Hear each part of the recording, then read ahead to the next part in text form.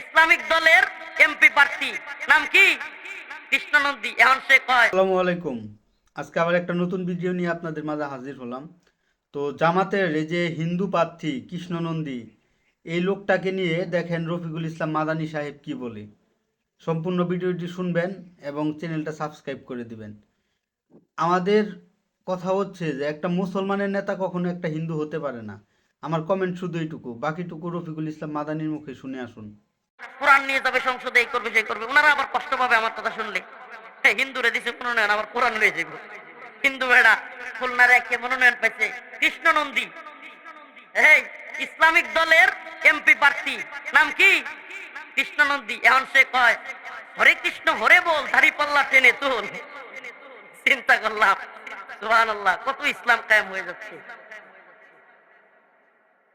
কোরআনে সুস্পষ্ট আয়াত,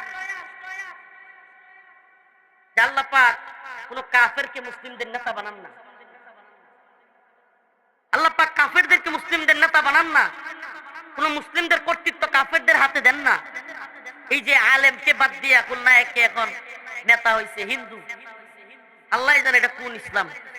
তো আমি নির্দিষ্ট কোন দলের পক্ষে বিপক্ষে এই জন্য বলতে চাই না।